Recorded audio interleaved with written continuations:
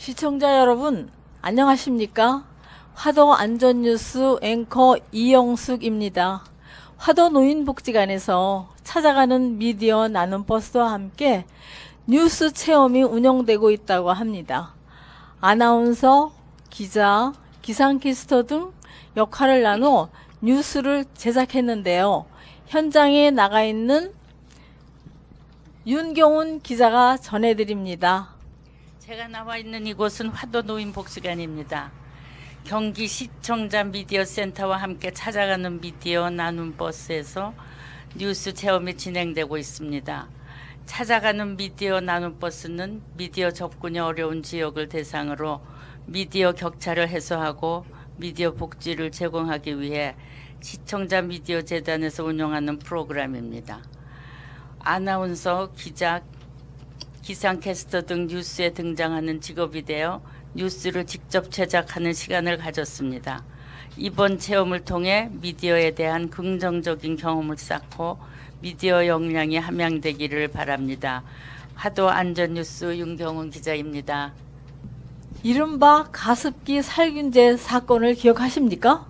가습기 살균제가 폐에 손상을 입혀 사망까지 이르게 한 사건이 잇따라 발생했었죠.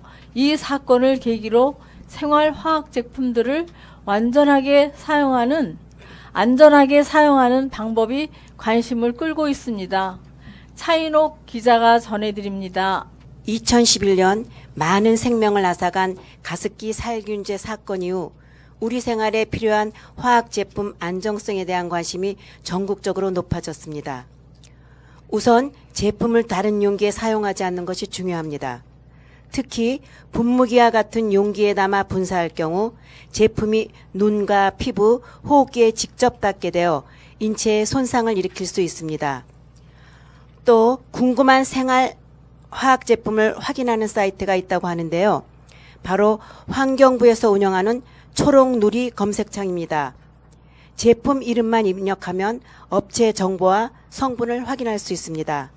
화도 안전뉴스 차인옥 기자입니다. 일교차 큰 날씨가 이어지고 있습니다. 간절기 건강관리에 유의하셔야겠는데요. 이번 주는 대체로 맑은 날씨가 예상됩니다. 자세한 날씨 소식 정미경 기상캐스터가 전해드립니다.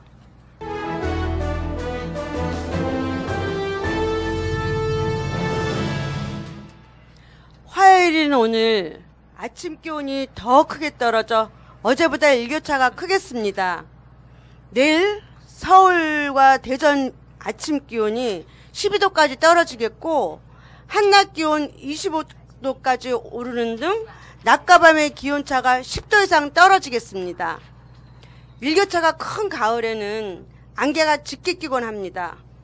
내일은 새벽부터 오전 사이 전국 대부분 지역에 가시거리 200m 미만의 매우 짙은 안개가 끼겠습니다. 안개가 거친 뒤에는 전국의 하늘이 쾌창하겠습니다.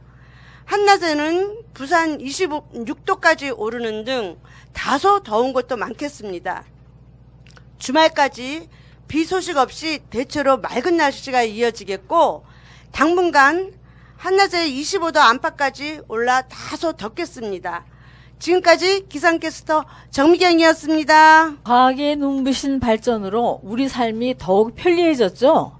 하지만 지나친 것은 미치지 못한 것만 못하다고 하는 과유불급의 미덕을 되새기며 우리 생활의 편리함을 가져다주는 물건들과 안전한 거리 두기를 하는 것은 어떨까요? 이상으로 화도 안전뉴스 마치겠습니다. 시청해주신 여러분 고맙습니다.